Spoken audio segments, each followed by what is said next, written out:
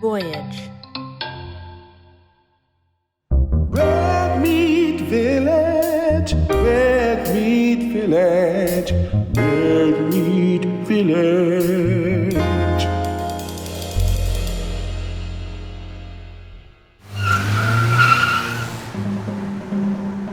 Lisa roared down the street, putting distance between us and Brownsville. Sirens could be heard in the distance. Reggie gazed with interest at the unconscious murderer. Every visit to Brownsville is exciting. We took the shoot at Elisa's house. She had a soundproofed basement where she'd see clients. His name was Curtis. We asked him why he shot the dealer, Blaze, who supposedly knew something about where we could find Destiny. He wouldn't say. Reggie threatened to break his 24 ribs one punch at a time and watch him choke on his blood from internal injuries. Curtis talked. He didn't know where Destiny was, but he identified Mongerie as a courier working for the cartel. She worked for the cartel's local distributor, Cortez, who operated out of an auto garage. Before we could figure out what to do with Curtis, there was a knock at Lisa's door. Our visitor was James Robinson, a.k.a. Chill. Reggie and I had previously encountered him at Betsy Head Park in Brownsville. He was a swaggering drug dealer, habitually dressed in a perfectly groomed camel's hair coat. He clearly followed us to Lisa's home. It was the coat that told me immediately who James Robinson was, a tall, whiplash-lean young man. I could see lean cheeks, dark flashing eyes, a firm jaw. He could have been a movie star. He smiled, genuine as hell, and it lit the room. You a long way from Betsy Head. What you want? To speak privately with Tony. Hey, anything you say to me, you can say to them. What do you want to talk about? A trade? What for what? Curtis Dell for Destiny Hunter? What the hell do you know about Destiny Hunter? We reluctantly let James inside. He was outnumbered and outgunned. He wasn't going to harm any of us if he wanted to survive the night. What are you going to tell me about her? Destiny? She a courier for the cartel, man. What? She's a student at Brooklyn University. I know that, but I also work with her.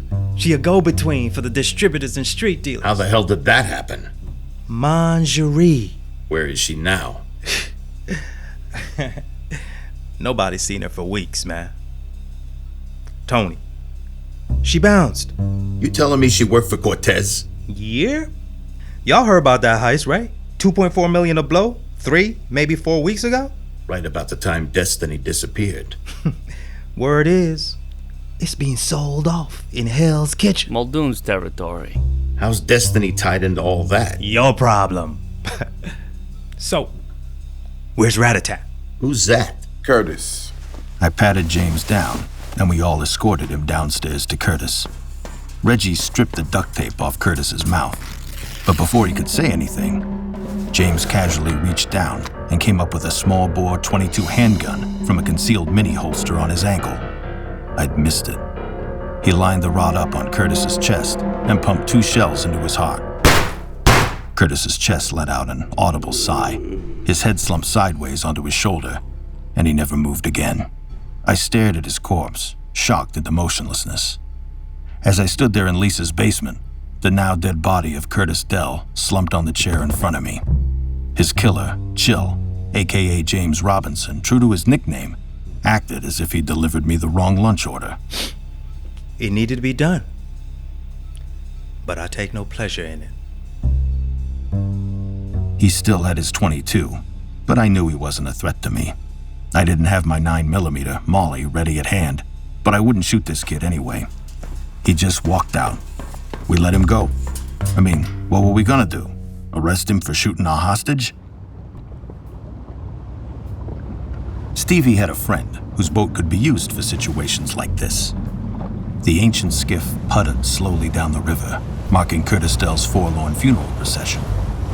It was a cold, mid-March night, especially on the water, on which it seemed spring would never come.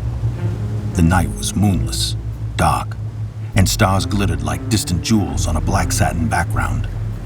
The wind whipped us like it held a personal grudge. It was late. We sat above decks. Curtis's cold corpse was stuffed in a trunk weighted with dumbbells and stashed in a secret compartment of a hold reeking of dead fish, a stench so overpowering it confounded the best efforts of DEA dogs seeking drugs that Stevie's former associates had long smuggled. We sat bundled in down coats and knit caps. I had a metal flask of brandy. Stevie, at the con, drank only sparingly. Reggie, who worshipped his body like a holy vessel, not at all. More for us. I passed the flask to Stevie again. You got a thing for Lisa. It's that obvious, huh? Let me tell you something about her. Because forewarned is forearmed. Okay. She gave me a shiner once. It took me damn near 10 minutes to subdue her. To pin her to the floor in our loft. What riled her like that? You cheat on her? Hell no. You got Lisa for your girl? Why would you look at someone else? Then why? An old friend from her parents' building swore I stiffed her on a deal. And Lisa wouldn't hear different. Eventually, we confronted the chick uptown in Riverside, and she confessed. I kept my eye on Lisa the whole time. As soon as she heard the truth, she swung. I grabbed her arm and let the force of a blow swing her around. By the time she was straight, the lying bitch was gone. She looked at me, those dark eyes flashing hard. I said, "Let it go, we have each other." And her eyes changed, and she came into my arms. She loved you, black eye and all. He laughed, running his right hand across his left eye. It was a hell of a shiner, Tony. It was black, blue, orange, and it stung.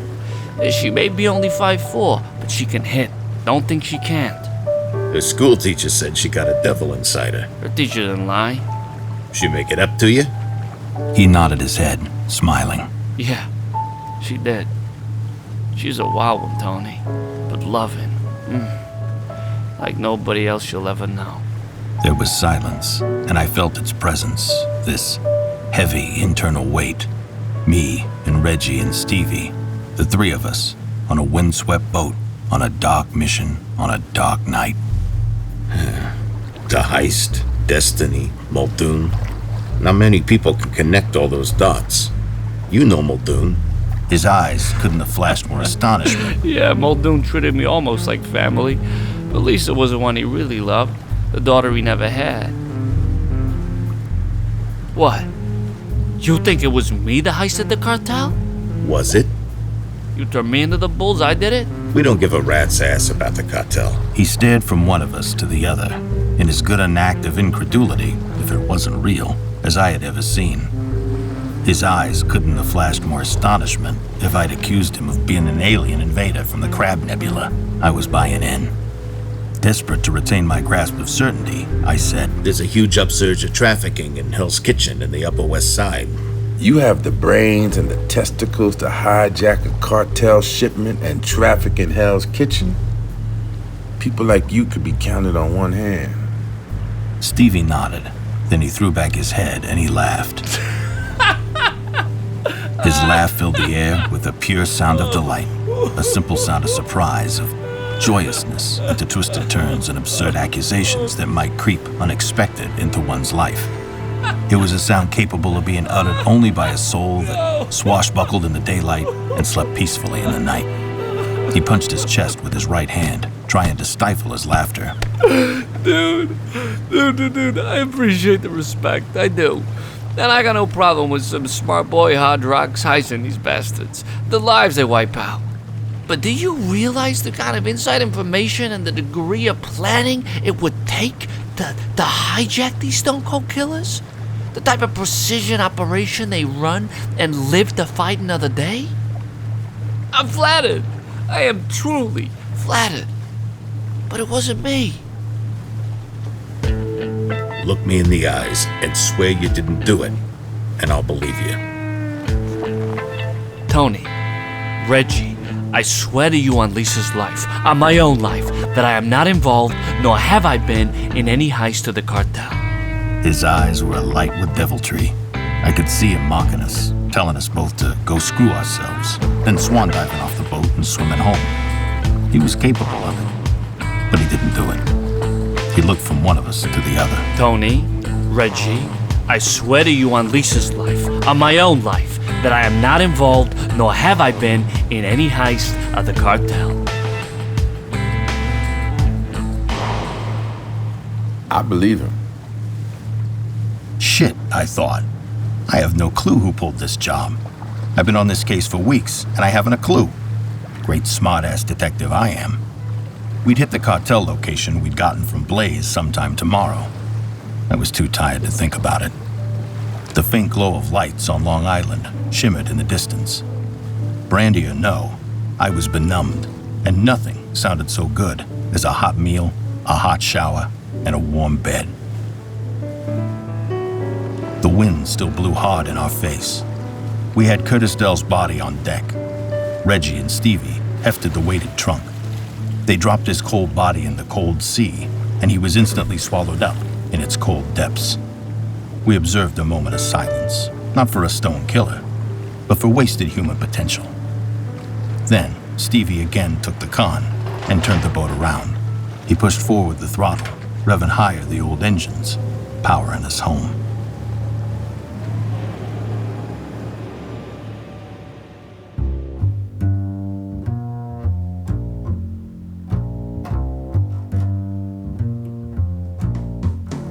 School announced the subject. Oh? Nietzsche's influence in Jack London's The Seawolf. You knew. Humphrey Van Weyden. There's a master plan afoot. It'll make sense to you when you read my essay. Ah, okay. We'll have to carve out some writing time after we see Cortez. Tony. Honey, I know. We'll be super careful. Careful is not in your nature. Where's Nikki? Nikki's gone. The silence in the room was total. You could faintly hear the traffic on the street, and in the distance, New York City's endless sirens. Her pain was manifest, and I empathized, but I was simultaneously filled with elation. I held myself back from the obvious question and asked another one instead. Where'd he go? Why? It doesn't matter. He was never gonna get clean. For years now, it hasn't been good. I don't know what'll happen to him now. She looked at me, suddenly with desperation in her eyes. Tony, don't go against the cartel. Please. I told her we wouldn't. Technically, it was true. That's what I tried to think as Reggie and I drove to Cortez's garage the next day. Why are we doing this? Well, she's Lisa's sister. That makes her practically family to us. Someone steps in dog shit in a field of dog shit they knowingly walked into. I don't think it's our responsibility to buy them new shoes. You can bounce if you need to. I won't be mad. I finished my essay last night. My day's free. We rolled up the street until we reached Cortez's garage. We got out, strolled around the block, and strutted inside. I looked around. There were no witnesses. A mechanic had a battered sedan on the hoist. His dark hair was covered in sweat. He was short, stocky, and muscles bulged in his arms like overstrained houses. He wore a white tank top and baggy dark pants. He had dark blue tattoos stretching from either shoulder down his arms. One was of a mustachioed man in a dark suit and fedora pointing a handgun. The other was of a victim taking shots from the gun in his midsection. This Aldero had the butt of a cigarette in his mouth. We pulled on gloves and ski masks. My right hand clutched Molly in my jacket pocket. My left groped for the switch controlling the front gate. The gate started to roll down. This Aldero looked surprised before he looked belligerent. Reggie hit him once, a short modulated left to the point of his jaw, and he collapsed like an imploded building. I nodded to Reggie. Watch for cops on their payroll. I started up a short flight of grease-stained wooden stairs to a glass-enclosed office. A big guy in black sweats came out with a pistol in his hand, but I got Molly under his chin, pointed up at his brain before he could turn to me. I shoved him into the office. Inside, a wiry dude with a shock of black hair sat behind the desk.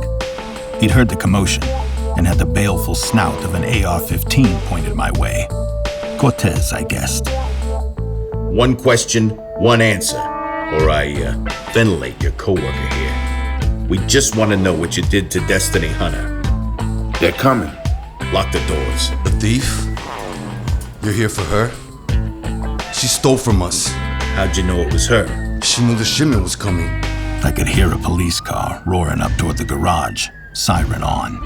What happened to her? I don't know, she ran. If we find Destiny with your coke or the money from the sale of your coke, we'll return all the drugs or cash to you. But you need to leave her be after that. Do it, and there's a conversation to be had. I can't promise more than that. I started down the stairs. Something was tugging around in my brain, but I didn't have it yet. Reggie and I fled. We went over side fences and kept going over them toward the avenue on which we parked. We got in the car and slowly rolled out of there. We shoved ski masks and gloves into a plastic trash bag.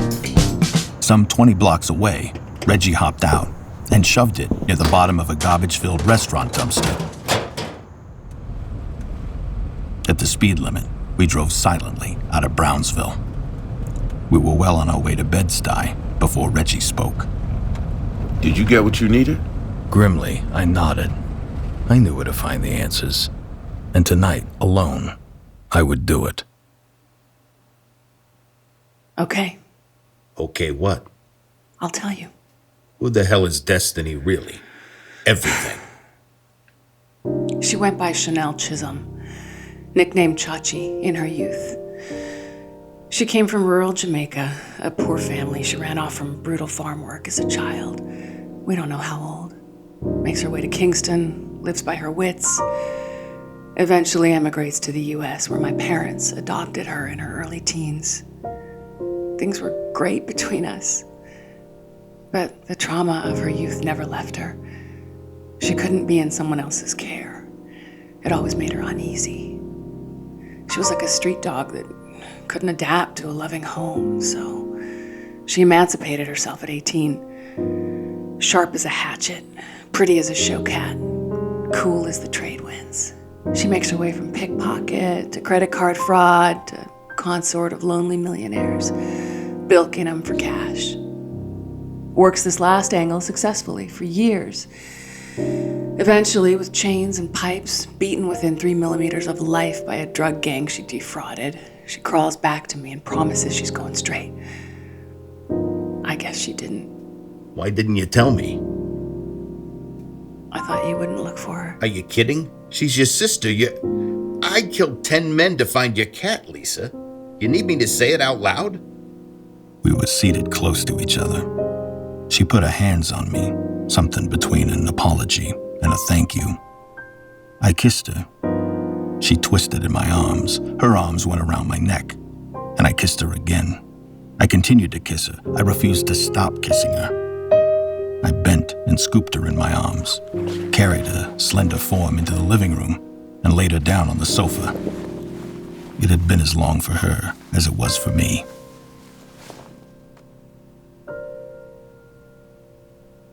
Afterwards, we lay together, unmoving, incapable of moving, in each other's arms and breathed. We lay together for long moments of quiet. She fell asleep. Eventually, I got up and got a glass of tap water from the kitchen. As giddily happy as I was, that something nagged at me again from the deep recesses of my brain, an intuition that would only get louder until it was dealt with. Feeling my heart beat against my chest, wanting to stop my legs from moving, I crept down the basement stairs. A dim light from the kitchen illuminated the room, but I knew my way, even if it were pitch black. There was a painting on the wall. Behind it was Lisa's wall safe, the wall safe to which she had long ago given me a key. Finally, I understood why. I was certain she had not subsequently changed the lock. And it hit me. The whole goddamn scheme fell into place. I'd had all the pieces, had them for days. I should have put this together days ago, but only now it coalesced. I thought of Stevie's words, his words on the boat, and I shook my head at how I had missed what was right in front of me. For a moment, I stood and marveled at the scheme. So simple, yet so complex. Drawing into her web the man who loved her. Drawing him in for multiple reasons, but one overriding reason. I was certain of it. Lisa should have been a Marine. Semper Fi, always faithful. Whatever devils stalked the clandestine byways of her soul, never faithless to a man, as such, certain that a man would never be faithless to her, and never turn her in to the feds. I slid the key into the lock. It fit snugly, and the door swung open readily, swung wide. I hadn't even shined the flash from my phone inside, but I knew what I would find. For a moment, I paused. How could I have missed it? Destiny Cortez's lover knew when and where the shipment arrived. She was terrified, would never rob a drug gang again, but she knew somebody who was just this side of fearless and mentioned it. Somebody expert with a gun, somebody with a devil inside her, somebody who would go against the cartel the way some climbers free-soloed 3,000-foot vertical rock faces. Lisa had access to Muldoon, who regarded her like a daughter. She knew she could sell the blow for over $2 million, and that it would be trafficked in Hell's Kitchen and on the Upper West Side. I was about to shine the light inside when I heard a noise from above. I turned off the light. Silently, I pushed the door almost shut. I listened. Slight sounds came from the rear door, of the lock being picked quietly, expertly, by professionals. I pulled Molly. I held her in my right hand and got on the floor. Was it the DEA? I wouldn't shoot federal officers. If it was them, I would just surrender. But with it went all hope of saving Lisa from long years in the icebox. Was it the cartel? I made my way back to the sofa, but Lisa was gone. She'd heard the noise too. I rolled behind Lisa's sofa. These would not be Cortez vaqueros. These would be hitmen from Mexico, professionals. I breathed, trying to calm myself. How many of them would there be? Probably 2. Again, silently, I snarled. My 9 was fully loaded. The back door opened. It was the slightest squeak, but my hearing was so attuned I could hear an ant cough. Even now, I didn't want them going after her. Even after she'd suckered me and played with my life, I was still determined to save hers. My hands shook. Gunfights with professional killers were nobody's idea of fun. I tried to breathe slowly. I pointed my phone at the far wall. I switched on the light and ducked behind the sofa. There they were, 2 of them, illuminated in the glare. Instantly, they cut loose.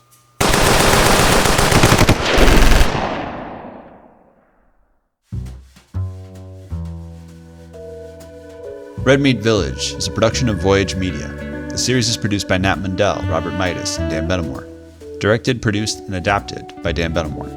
Based on Andrew Bernstein's upcoming novel of the same name. When a link to the novel is available, it will be listed in the show notes. Starring Catherine Bell as Lisa, Malik Yoba as Reggie, and Ryan Heppy as Tony. Additional cast credits are available in the show notes. Edited, sound designed, and mixed by Nick Misidi.